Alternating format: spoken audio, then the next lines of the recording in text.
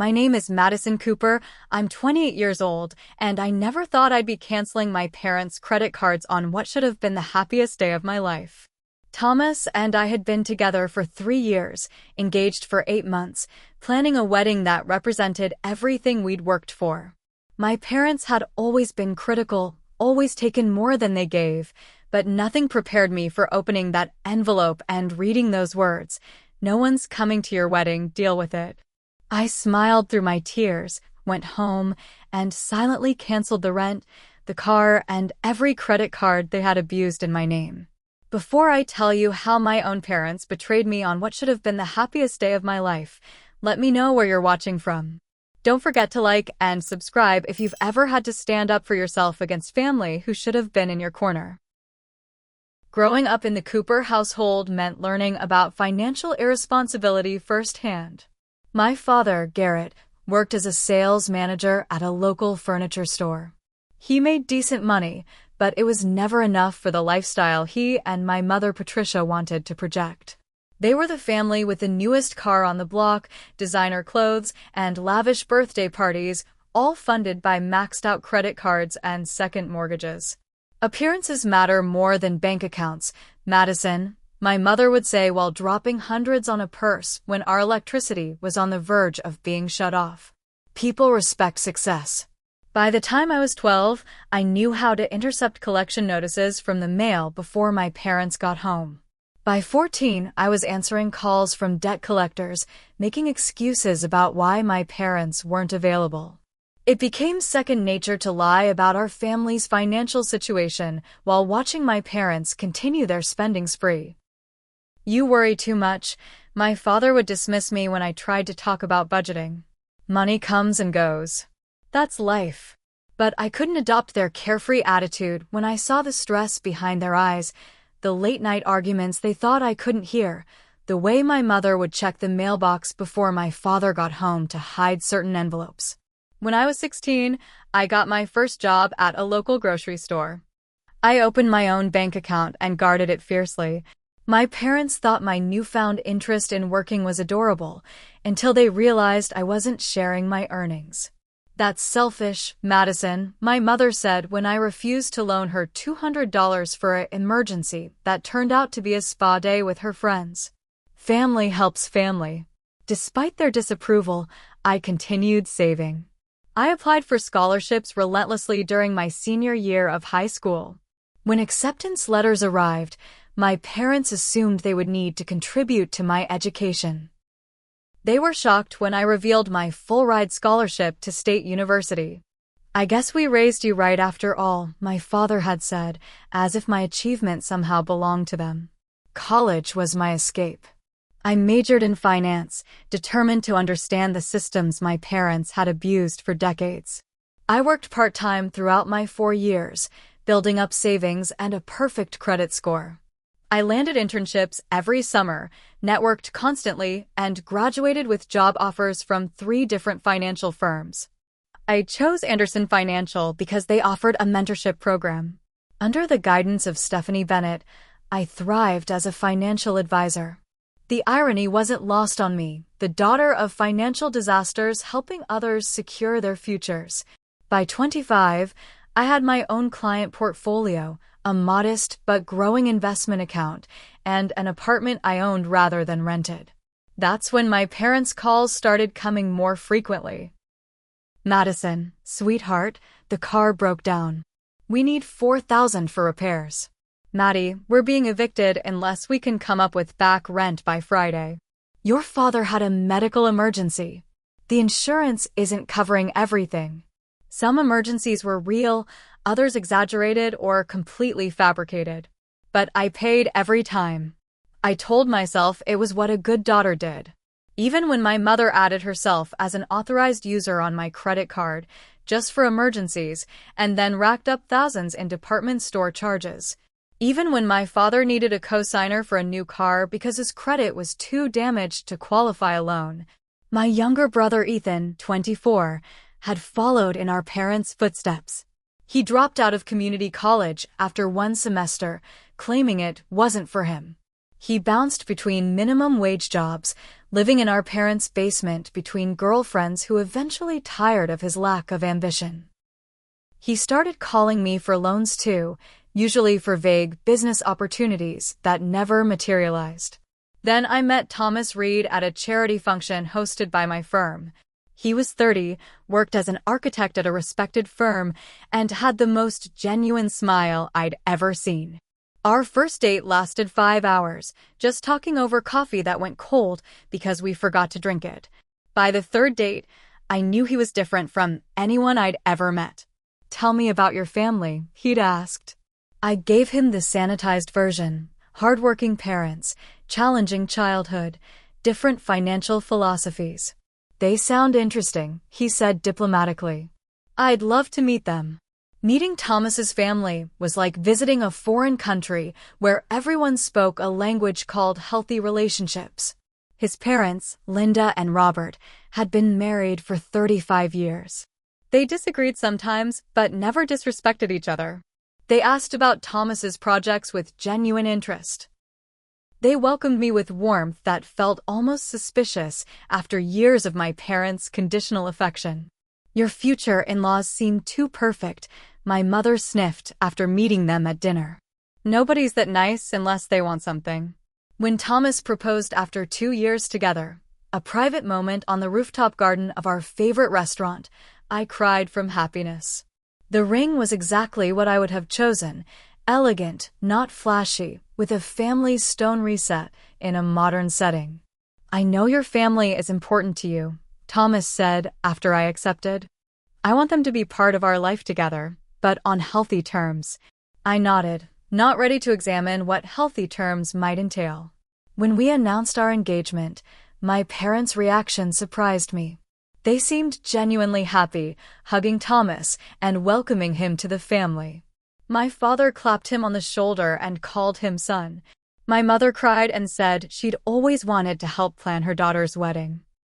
For one naive moment, I believed that perhaps my wedding could be the turning point in our relationship, the event that would transform my parents into the supportive family I'd always wanted. How wrong I was. Thomas and I agreed on a modest but elegant wedding. We could have afforded something extravagant. Between my financial career and his architectural firm partnership, money wasn't an issue. But we wanted something that reflected our values, meaningful rather than showy, intimate rather than grandiose.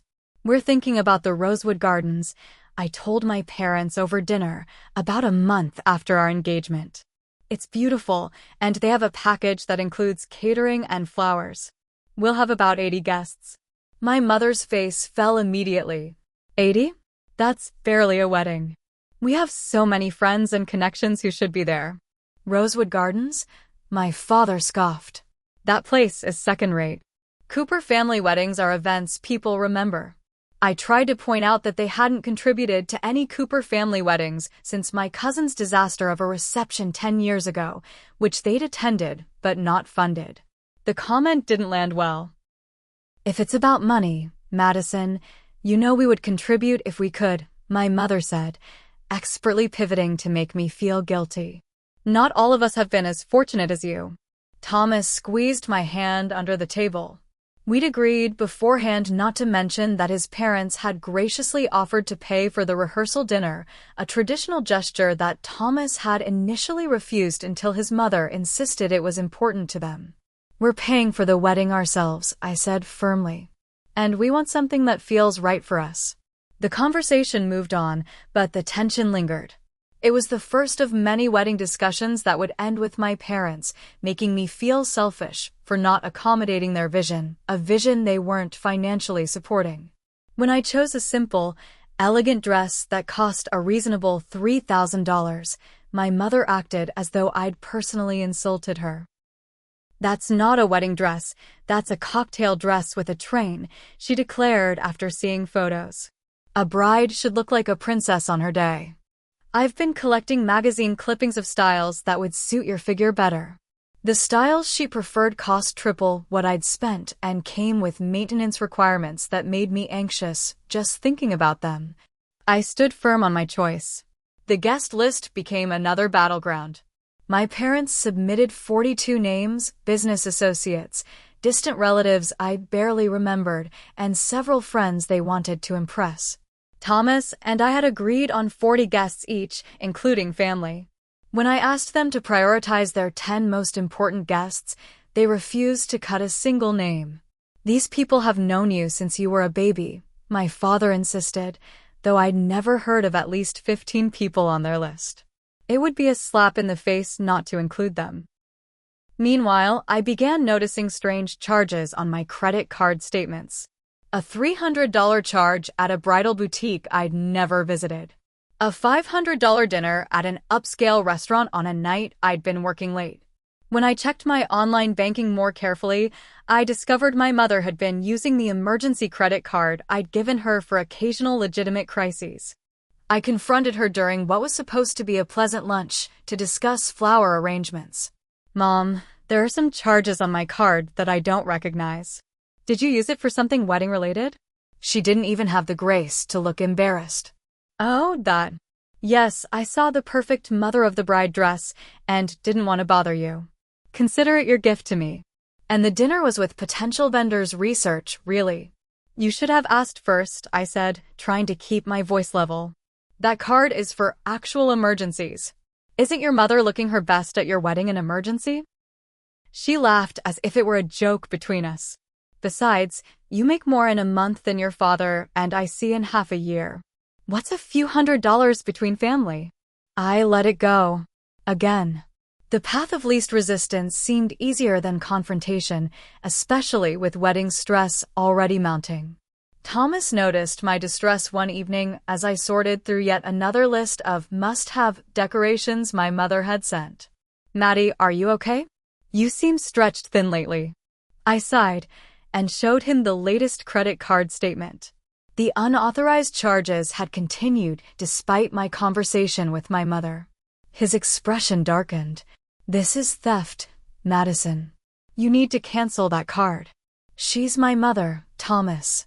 She's just excited about the wedding." "Is she? Because it seems like she's taking advantage of you again." We'd had versions of this conversation before.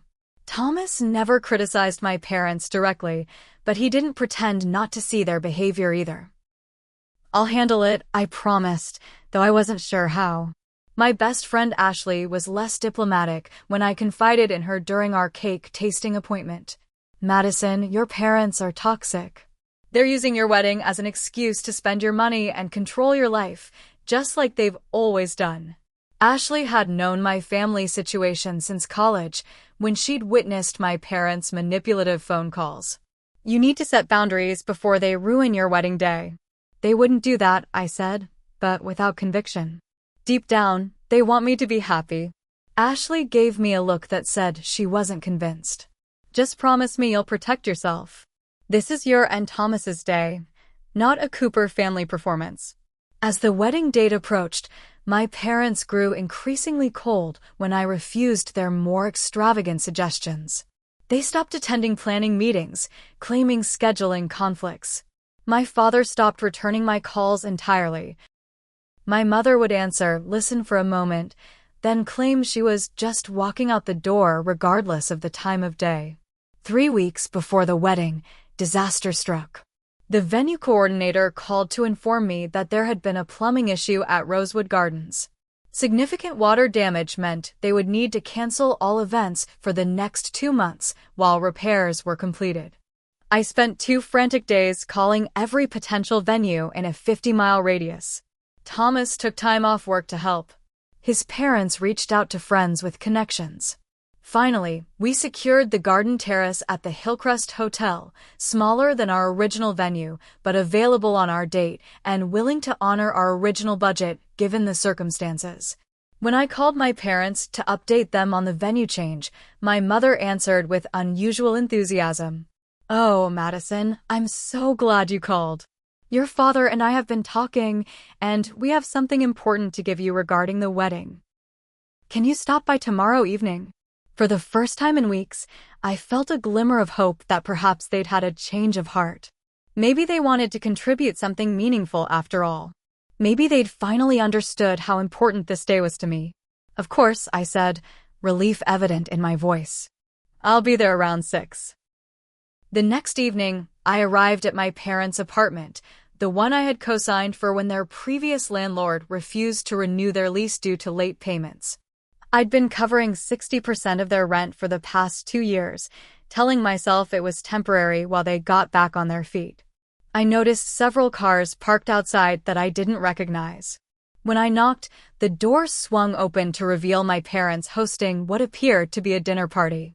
6 of their friends lounged in the living room with wine glasses, laughing at something my father had just said. "Madison," my mother exclaimed with artificial brightness. "We weren't expecting you until 7. "You said 6, I corrected, confused by the scene before me. There was no indication they had been preparing for a wedding-related conversation. Did I? "Well, come in, come in. You remember the Wilsons and the Blakes, don't you? And Dr. Mitchell from your father's golf group." I nodded politely at the guests, most of whom I vaguely recognized from various functions over the years. None of them were on our wedding guest list, mainly because I hadn't seen them in over a decade. "Mom, Dad, you mentioned you had something important to discuss about the wedding. Should we talk privately?" My parents exchanged a look I couldn't interpret. Then my father reached into his jacket pocket and pulled out a cream-colored envelope. "Here you go, pumpkin. All the details are inside. We didn't want to keep you from your busy schedule." The envelope was sealed and had my name written in my mother's flowing script. I stood awkwardly in the entryway, unsure whether to open it immediately or wait. "Aren't you going to open it?" prompted my mother.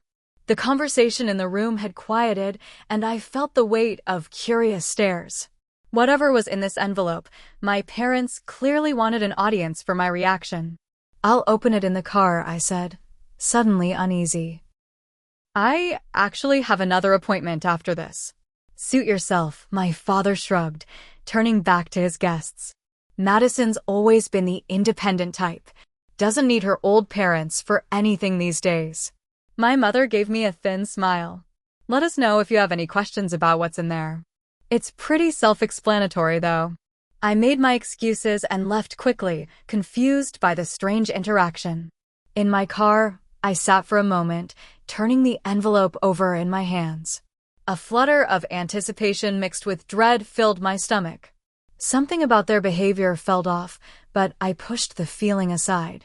Maybe they'd written a meaningful letter or perhaps included a check to help with the last-minute venue change. I carefully opened the envelope and unfolded the single sheet of heavy stationery inside. In the center of the page, in my mother's unmistakable handwriting, were 9 words that made my heart stop. "No one's coming to your wedding, deal with it." Below this cruel declaration was a paragraph that blurred through my sudden tears. "We've decided your wedding to Thomas is a mistake. He's changed you, turned you against your family. None of our friends or relatives will be attending this farce. If you had chosen a proper venue and respected our input, things might be different. Don't expect our support for a marriage we cannot endorse. It's time you learned that actions have consequences." The note was signed Mom and Dad with a postscript, "Maybe your fancy new family can fill the empty seats." I stared at the page in disbelief, reading and rereading the words, searching for some hidden meaning or joke. But there was no misinterpreting their intent. This wasn't a misunderstanding or a moment of frustration. This was deliberate cruelty. My hands shook so badly I could barely fold the paper back into the envelope. I tried to start the car but couldn't see clearly through my tears. A sob tore from my throat, then another, until I was gasping for breath, bent over the steering wheel. I don't know how long I sat there, crying in the parking lot of my parents' apartment building. Long enough that the dinner party guests began leaving, casting curious glances at my car as they departed. I slid down in my seat, unwilling to give them the satisfaction of seeing me broken. When I could finally breathe normally again, I pulled out my phone and called Thomas. "They're not coming," I managed to say when he answered.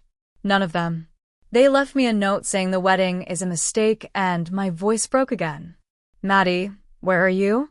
His voice was tight with concern. "Outside their apartment." "I can't drive right now." "Stay there." I'm coming to get you. Don't move. The protective fury in his voice was something I'd never heard before. While waiting for Thomas, I pulled out my phone again and checked my banking app. A reflexive action born from years of financial vigilance. There, listed under recent transactions, were fresh charges I didn't recognize.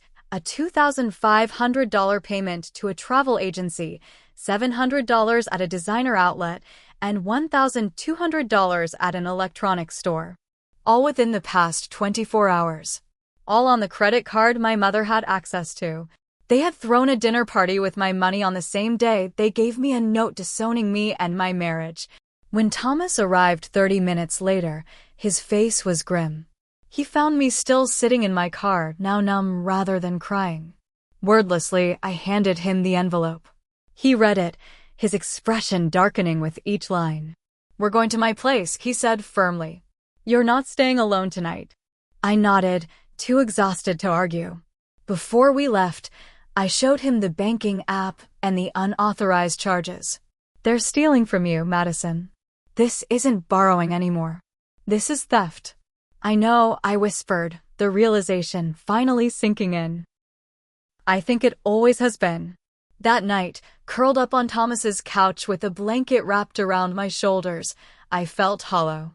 The pain was beyond tears now, a dull, throbbing emptiness where my relationship with my parents had been. "What do you want to do?" Thomas asked gently, setting a mug of tea beside me. "I don't know," I admitted. Part of me wants to call and demand an explanation, but what could they possibly say to justify this? "Nothing," Thomas said firmly. "There's no justification for treating someone you love this way." "Maybe I deserved it," I whispered, voicing the insidious thought that had been circling my mind. "Maybe I haven't been a good enough daughter." Thomas sat beside me, taking my hands in his. "Madison Cooper, listen to me. You have supported your parents financially and emotionally for years.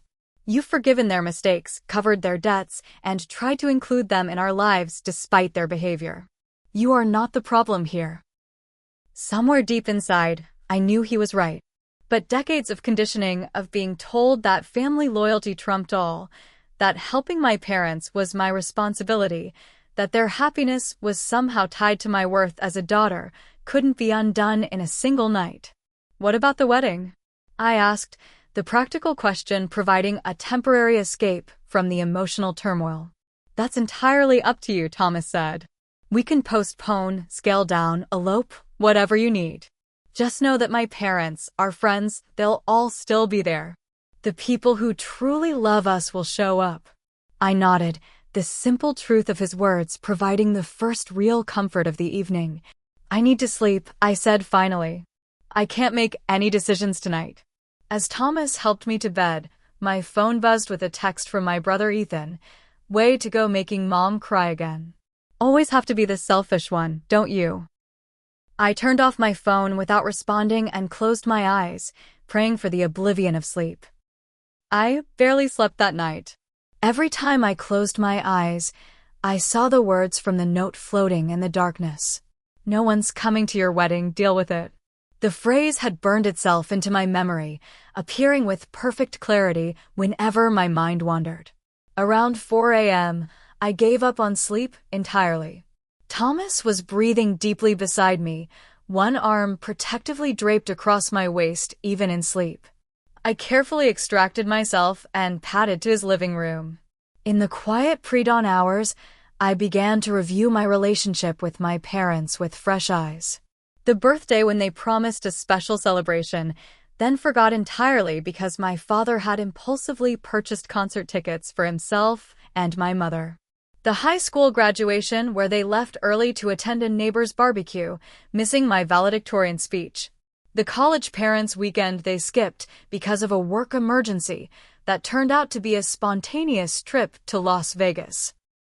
A pattern emerged that I had always rationalized away. My parents had never been there for significant moments in my life. They had always prioritized their own wants, their own impulses, their own immediate gratification. The note wasn't an anomaly, it was simply the most honest they had ever been about their feelings toward me. Around 6 a.m., Thomas's mother Linda called. Thomas had apparently texted his parents about what happened after I'd gone to bed. Madison, honey, Robert, and I just heard. We're so sorry. This is not what parents should do. Her voice was warm with genuine concern, making my throat tighten with emotion. Thank you, Linda. I'm still processing everything.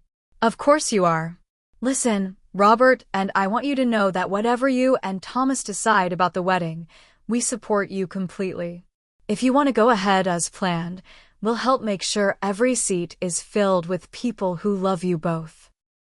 Her immediate, unconditional support broke through the numbness I'd been feeling. Tears spilled down my cheeks. Thank you, I managed to say. That means more than I can express right now. Your family, Madison, she said simply. That's what family does. After the call, I sat on Thomas's couch, watching the sunrise through his apartment windows. Family. The word had always been a weight on my shoulders, a chain binding me to obligation and guilt.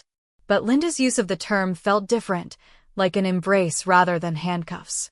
When Thomas woke and found me contemplating the brightening sky, he made coffee and sat beside me in silence, respecting my need to think. I want to call them, I said finally. One last time. I need to know if there's anything real behind that note. Thomas nodded. If that's what you need, I understand. Just remember that you don't owe them another chance to hurt you. I picked up my phone, turned it back on, and dialed my father's number. It rang 4 times before he answered, his voice gruff with sleep. Madison? It's early. I read your note, I said, my voice steadier than I expected. Oh! That. He sounded almost dismissive. Your mother was upset about the venue change. You know how she gets. The note said my wedding is a mistake and that none of you are coming. It said Thomas turned me against you. That's a lot more than being upset about a venue. I heard rustling in the background, then my mother's voice. Is that Madison? Let me talk to her. A moment later, my mother was on the line. Madison, honestly, you're being dramatic as usual. The note was just to get your attention. Of course, we're coming to the wedding. The note was pretty clear, Mom. And so were the charges you made on my credit card yesterday. A vacation package? Really? That's completely unrelated, she huffed. Your father and I needed a getaway after all the stress you've put us through with this wedding. Besides, you've always said we could use that card for important things. Important things, I repeated flatly. Like emergencies, not vacations and shopping sprees. Well, if you're going to be petty about money when you have so much of it. It's not about the money. My voice rose despite my determination to stay calm. It's about respect. It's about honesty. It's about treating me like a daughter instead of an ATM. Now you're just being ridiculous, my mother snapped. We've always supported you. We raised you, put a roof over your head. The bare minimum of parenting isn't support, Mom. It's legal obligation. We fell into a tense silence. Then my father's voice returned. Listen, Madison, we're sorry if you misunderstood the note. Your mother was emotional. But questioning our parenting? That's going too far. I closed my eyes, suddenly exhausted by the familiar pattern. The non-apology. The deflection. The guilt trip. I need to know, straight answer. Are you coming to my wedding or not? Another pause, then my father's voice, defensive and cold. We'll have to see if we can change our vacation plans. We've already put down deposits. With my money? I thought but didn't say. That's not a yes, I noted. What do you want from us, Madison? He asked irritably. We've always done our best. In that moment, something inside me broke. Or perhaps it finally mended, a clean break that could now heal properly. Your best wasn't good enough, I said quietly. And it never will be. I ended the call before either of them could respond. Almost immediately, my phone buzzed with a text from Ethan. Mom's crying again. You're such a selfish bitch. Always have to make everything about you. They gave you everything and this is how you repay them. As I stared at the message, another notification appeared, a banking alert for a new charge of $900 at a luxury resort. They had hung up from our confrontation call and immediately used my credit card again. The final thread snapped. Thomas, who had been silently supportive throughout the call, watched my face change. "That's it, isn't it?" he asked gently. The final straw. I nodded, a strange calm settling over me. They're never going to change. And I can't keep enabling them. I pulled out my laptop and logged into my banking portal. Thomas sat beside me, a solid presence as I began systematically reviewing every account connection to my parents. "I'm with you," he said simply. "Whatever you decide." As the morning progressed, I made lists of all the financial entanglements: the credit card with my mother as an authorized user, the car loan I had co-signed, the apartment lease with my name on it, the cell phone family plan I paid for, the insurance policies I maintained for them. I wasn't just their daughter. I was their financial life support. And it was time to pull the plug. By noon, I had a comprehensive plan and a renewed sense of purpose. The numbness had given way to clarity. I would need to be methodical, thorough, and above all, resolute. "Are you sure about this?" Thomas asked as I prepared to make the first call. "Once you start, it might be hard to reverse course." "I'm sure," I said, surprising myself with how confident I felt. "They've shown me who they are. It's time I believe them." My first call was to the credit card company. I explained that I needed to remove an authorized user and cancel the existing card due to unauthorized purchases. "We'll issue you a new card with a different number," the customer service representative assured me. "It should arrive within 3 to 5 business days. In the meantime, we've flagged those recent charges as disputed." "Thank you," I said, feeling a weight lift from my shoulders. "And to confirm, the authorized user can no longer make purchases, effective immediately?" "That's correct, Ms. Cooper. The card has been deactivated. One down, several to go." Next, I called the landlord of my parents' apartment building. This conversation was trickier, as I had signed a lease that wasn't up for renewal for another 4 months. "I understand I'm legally responsible through the end of the lease term," I explained after laying out the situation in broad strokes. "I'm prepared to continue paying until then, but I wanted to let you know I won't be renewing my portion of the agreement." "I appreciate the heads up," the landlord said. "Would you like me to inform your parents of this decision, or will you be handling that conversation?" "I'll handle it," I assured him. "But I would appreciate if you could send formal notice about the non-renewal directly to them as well, once we're within the proper notification period." After that came the car loan company. Since I was a co-signer rather than the primary borrower, my options were more limited. "Unfortunately, you cannot simply remove yourself as a co-signer," the loan officer explained. "The primary borrower would need to refinance the loan solely in their name. And if they don't qualify to refinance," I asked, already knowing the answer, "then you remain legally responsible for the debt. However, we can add a note to the account that you're not to be consulted for any modifications to the loan terms." It wasn't ideal, but it was a start. I could address the car situation more definitively later. Between calls, I texted my friend Rachel, who worked as a paralegal at a law firm specializing in family and financial law. "Need legal advice about separating finances from family members. Are you free for coffee tomorrow?" Her response was immediate. "Of course. Is everything okay?" "It will be," I replied. "I'm finally setting boundaries." "About time," she texted back with a supportive emoji. "Proud of you."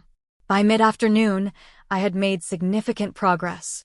I had canceled the shared credit card and reported fraudulent charges, notified the landlord about non-renewal, placed restrictions on the co-signed car loan, removed my parents from my cell phone family plan, called my insurance agent to remove them from my policies, set up credit monitoring to alert me of any new accounts opened in my name, changed passwords on all my financial accounts, documented all unauthorized charges for potential legal action.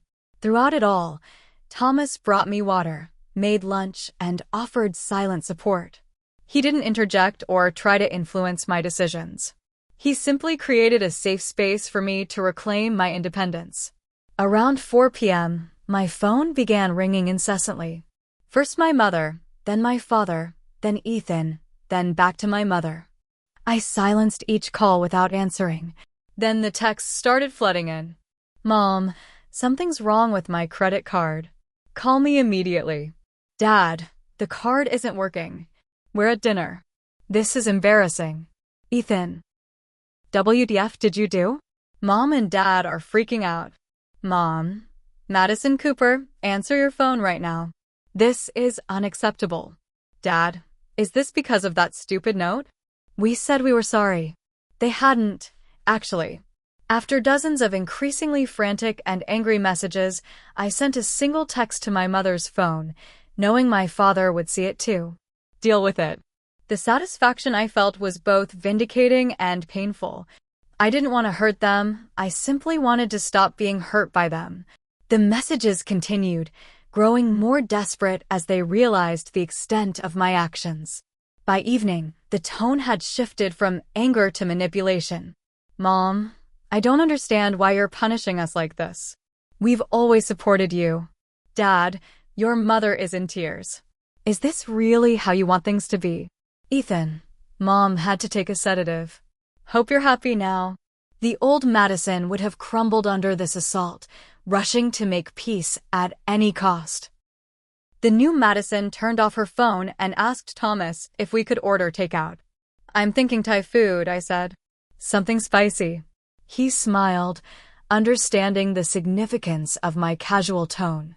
Spicy sounds perfect. That evening, as we ate pad thai on his balcony, Thomas's phone rang. It was his mother again. Hi, Mom, he answered, putting the call on speaker. You're on with both of us. Madison, honey, Linda's warm voice came through. How are you holding up? I'm okay, I said, surprised to find it was mostly true. I've taken some steps today to separate my finances from my parents. Good for you, she said firmly. Robert and I were talking, and we want you to know that we've spoken with the wedding planner. Everything is on track with the new venue, and we've offered to host a welcome dinner for out-of-town guests the night before. Linda, that's too much, I protested. You're already doing the rehearsal dinner. Nonsense. This wedding is happening, and it's going to be beautiful. Our gift to you both. After we hung up, I leaned my head on Thomas's shoulder, overwhelmed by the contrast between his family's support and my own family's betrayal. Your parents are amazing, I whispered. They think you're pretty amazing too, he replied, kissing the top of my head. That night, I slept deeply for the first time since opening the envelope. There would be more battles ahead. I had no illusions that my parents would accept my decision without a fight, but I had taken the first critical steps toward freedom. The next morning, I met Rachel at a coffee shop several miles from my parents' neighborhood. So, legally speaking, here's where you stand, she explained after I'd filled her in on everything. You're within your rights to cancel any credit cards where you're the primary account holder. The lease obligation continues until term, but non-renewal is perfectly legal with proper notice. The car loan is trickier. You might want to speak with a financial advisor about paying it off and selling the vehicle if your parents default. What about harassment? I asked, showing her the barrage of messages that had continued overnight. You can block their numbers, for starters. If it escalates to showing up at your home or workplace, you could pursue a restraining order, but that's a nuclear option. For now, document everything. I nodded, adding notes to my phone. And the wedding? Legally speaking, can they do anything to disrupt it? Rachel shook her head. A wedding is a private event. You can control the guest list. I'd suggest hiring security if you're genuinely concerned they might show up uninvited. The conversation with Rachel reinforced what I already knew. I was on solid ground legally, even if emotionally I was still shaky. As we parted, Rachel hugged me tightly. I've watched you make excuses for them for years, Madison. I'm so proud of you for finally putting yourself first. I returned to Thomas's apartment to find flowers waiting, a stunning arrangement of lilies and roses. The card read, "To our daughter Madison and our son Thomas, your love deserves to be celebrated. See you at the wedding." All our love, Linda and Robert. For the second time in 24 hours, I cried. But these were different tears, not of pain or loss, but of gratitude and hope. The week after I cut financial ties with my parents was challenging in ways I hadn't anticipated. While I'd prepared for their anger and manipulation, I wasn't ready for how quickly they would mobilize others against me. My phone filled with messages from extended family members and family friends, people I hadn't heard from in months or years, all suddenly concerned about my relationship with my parents. "Your mother is devastated," wrote my Aunt Susan. "Whatever disagreement you're having, family is family.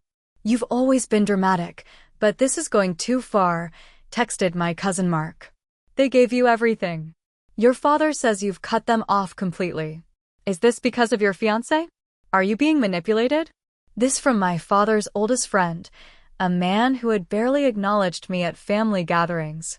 The coordinated attack made one thing clear: my parents were controlling the narrative, painting themselves as victims of their ungrateful daughter. They mentioned nothing about the note, the financial abuse, or their refusal to attend my wedding. With Thomas's encouragement, I crafted a simple response to send to anyone who reached out. "I appreciate your concern. This is a private matter between my parents and me. I hope you can respect that I'm doing what's necessary for my well-being." Some respected this boundary. Others doubled down, demanding explanations or threatening to cut ties with me as well. To these, I simply didn't respond. "They're showing you who they are," Thomas said as I scrolled through the messages one evening. "The ones who demand you maintain toxic relationships aren't people you need in your life anyway." He was right, but the losses still stung. My family circle was shrinking rapidly, empty chairs accumulating for our wedding with each passing day. Then, unexpectedly, a message arrived from my mother's sister, Aunt Diana. We'd never been close. She and my mother had fallen out years ago over some perceived slight that my mother never fully explained. "Madison, I heard what happened. Unlike others, I'd like to hear your side before jumping to conclusions. Can we meet for coffee?" I was wary but agreed to meet at a neutral location, a cafe halfway between our homes. Diana arrived looking nervous, but determined. "I haven't spoken to your mother in 3 years," she admitted after we'd settled with our drinks. "But when Cousin Mark called ranting about how you'd abandoned your parents, I knew there had to be more to the story." Cautiously, I shared the truth of the note, the financial exploitation, the years of emotional manipulation. As I spoke, Diana's expression shifted from concern to grim recognition. "It's Patricia all over again," she said when I finished. "Your mother did the same thing to our parents. Borrowed money, made promises, cut them off when they finally said no. She and your father have always lived beyond their means on someone else's dime." Diana reached across the table and squeezed my hand. "I wish I'd been more present in your life, Madison. Maybe I could have helped you see the pattern sooner." "You're here now," I said, feeling a connection to this relative I barely knew. "Yes, I am. And I'll be at your wedding too, if you'll have me." That meeting with Diana was the first of several unexpected connections that emerged from the wreckage of my relationship with my parents. An old college friend who had distanced herself due to my parents' behavior at graduation reached out after hearing rumors. My father's brother, who had always seemed uncomfortable around my parents, called to offer support. Meanwhile, Thomas and I focused on reimagining our wedding. The Hillcrest Hotel Garden Terrace was smaller than our original venue, which meant we needed to adjust our plans. "Maybe this is a blessing in disguise," Thomas suggested as we reviewed our guest list. "We can make it even more intimate, just the people who truly support us." We reduced our guest list from 80 to 50, focusing on close friends and supportive family members. Thomas's parents helped us rework the seating arrangements and adjust our catering order. 2 weeks after the envelope incident, my parents escalated their campaign. My father showed up at my office building, creating a scene in the lobby when security wouldn't let him up without an appointment. "She's my daughter," he shouted, loud enough that several of my colleagues heard. "I have a right to see her."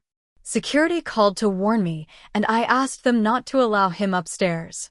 Minutes later, my phone buzzed with a text. So now you have me thrown out of buildings?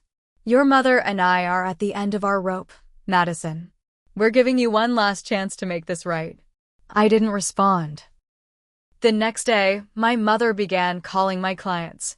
Somehow, she had gotten hold of my client list and was systematically working through it, telling anyone who would listen that I was mentally unstable and making poor financial decisions. Fortunately, my firm took the situation seriously. My manager, Stephanie, immediately had our legal team send a cease and desist letter to my parents. This is harassment and potential defamation, she told me. We've documented everything in case you need it for legal action. And Madison, not a single client believed her. They all called to check on you, not to fire you. The support from my workplace bolstered my resolve. When my brother Ethan left a voicemail threatening to expose me on social media, I forwarded it to Rachel, who helped me draft a stern legal warning about defamation. The weeks leading up to the wedding passed in this strange new reality. One where I was simultaneously losing family and gaining stronger connections with those who remained. Thomas's family embraced me completely, including me in Sunday dinners and family game nights. My friendship circle tightened, with those who truly cared stepping up to offer practical and emotional support. We had to cancel the original bachelor and bachelorette parties, reworking them into smaller, more intimate gatherings. My bridesmaids, Ashley, Rachel, and 2 other close friends, threw me a relaxing spa day instead of the planned weekend trip. Less drama, more pampering, Ashley declared as we settled in for massages. Exactly what you need right now. The wedding was now 3 days away when Diana called with unexpected news. I thought you should know Patricia and Garrett are telling everyone they're going on a cruise during your wedding weekend, using it as an excuse for why they won't be there. I laughed hollowly.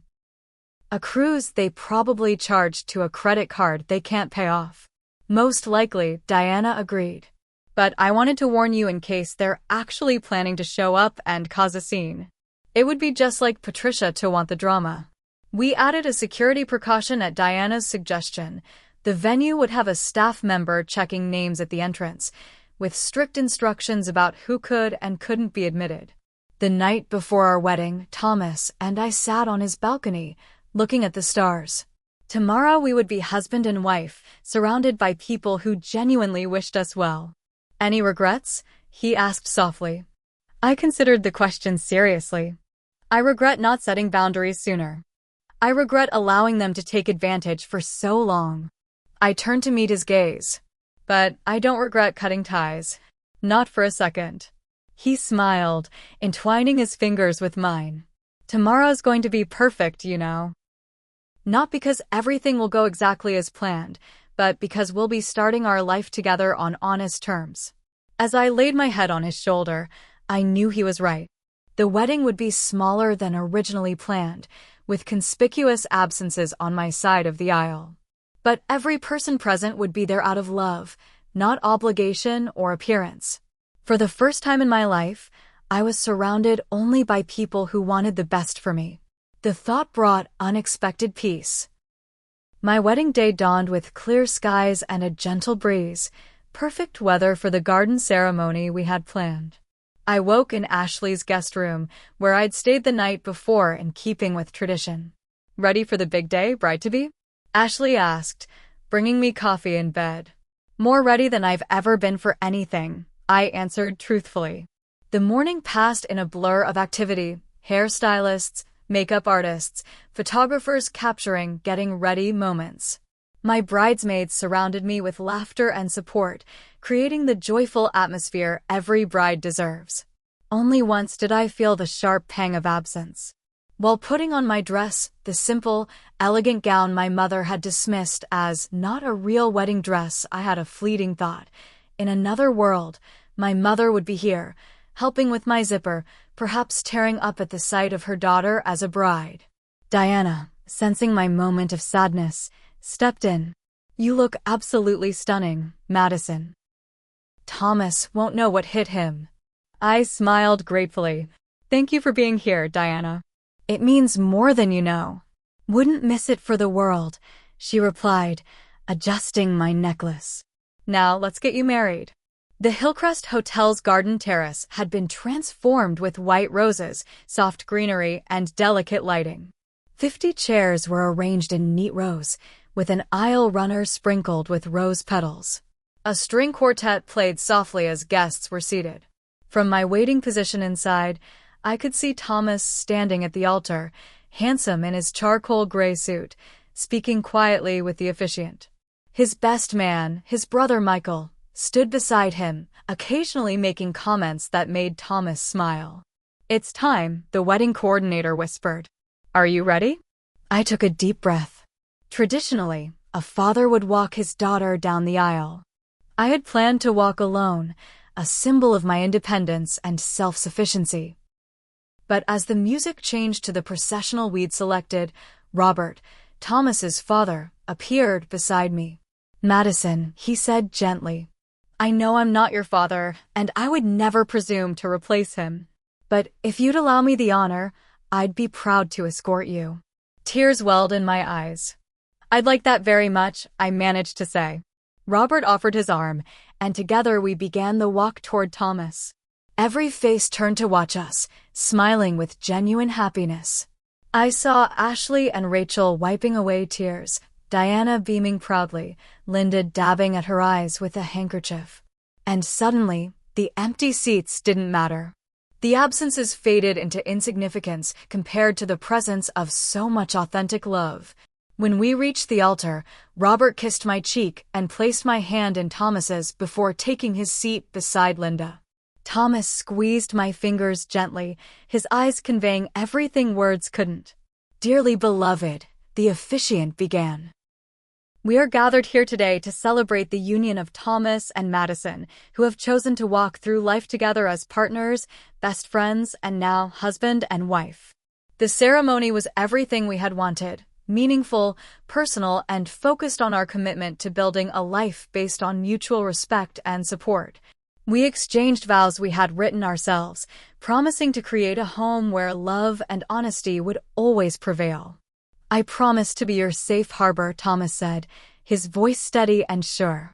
"To stand with you through whatever storms may come, and to celebrate with you in times of sunshine." "I promise to trust in our love," I responded, "to communicate openly and honestly, and to choose you, every day, as my partner and my family." When the officiant pronounced us husband and wife, the small gathering erupted in cheers and applause. In that perfect moment, I felt no absence, only fullness. The reception was intimate and joyful.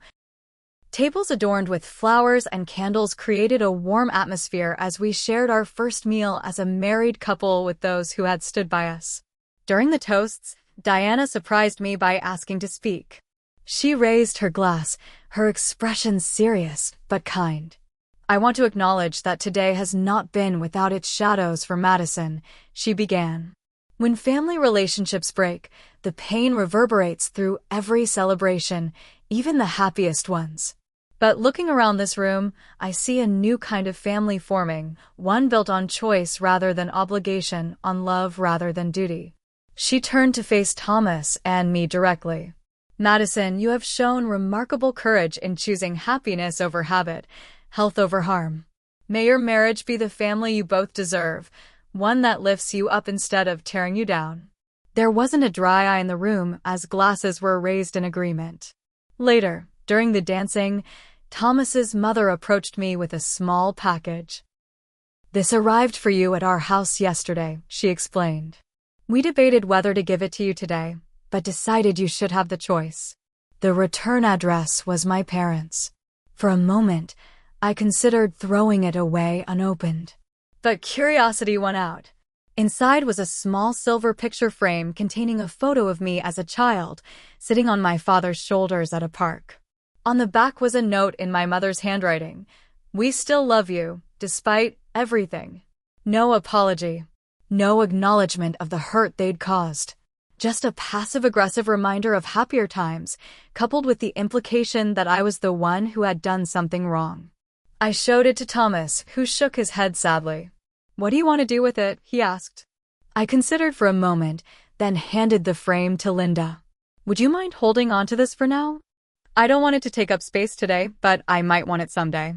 "Of course, dear," she said, tucking it away in her purse. "Whatever you need." We left for our honeymoon the next morning, 2 weeks in Portugal, far from family drama and painful memories. Walking hand in hand through ancient cobblestone streets, eating fresh seafood in tiny restaurants, and watching sunsets over the Atlantic Ocean, I felt the remaining tension gradually leave my body. "I think I'm finally letting go," I told Thomas one evening as we sat on our hotel balcony. "Not forgiving, exactly, but releasing the hope that they'll ever be different. That's its own kind of freedom," he observed. When we returned home, we learned that my parents had indeed moved out of their apartment, not to another place nearby, but apparently out of state entirely. Through the grapevine of family gossip, Diana heard they had relocated to Florida, telling acquaintances they needed a fresh start away from ungrateful influences. They made no attempt to contact me directly. The credit card disputes were resolved in my favor. The car was apparently sold before they left. Their social media accounts, which had been filled with vague references to family betrayal, went silent. In the months that followed, I experienced the full spectrum of emotions about my decision. Some days brought crushing guilt, moments when I questioned whether I had been too harsh, too absolute in my boundaries. Other days, particularly after therapy sessions, brought clarity and reaffirmation that I had done what was necessary for my well-being. Thomas and I bought a house in a quiet neighborhood, creating a home that reflected our values, warm, welcoming, and financially sensible. We hosted dinner parties for friends, Sunday brunches with his family, and occasional gatherings that mixed our social circles. One evening, about a year after our wedding, Thomas found me looking at the silver frame his mother had returned to me. "Do you regret it?" he asked quietly. "Cutting ties with them?" I considered the question carefully. "I regret that it was necessary," I answered finally. "I regret that they couldn't be the parents I needed. But no, I don't regret protecting myself." I placed the frame in a drawer rather than displaying it. It was part of my history, but not part of my daily life.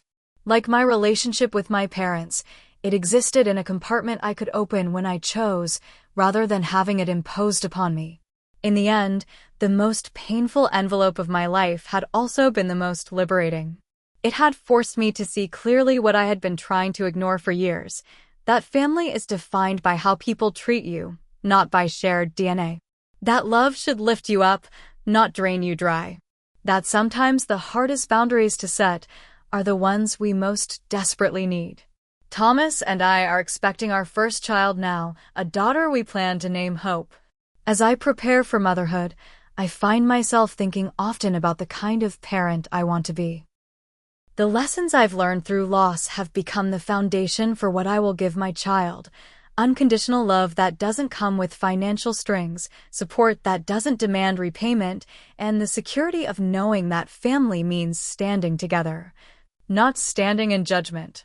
Have you ever had to make a difficult decision about family relationships? Did you regret it or find peace? Share your experiences in the comments below. Don't forget to like and subscribe if this story resonated with you, and hit that share button if you know someone who might need to hear that it's okay to choose your own well-being. Thank you for listening to my story. May it help you find the courage to write your own.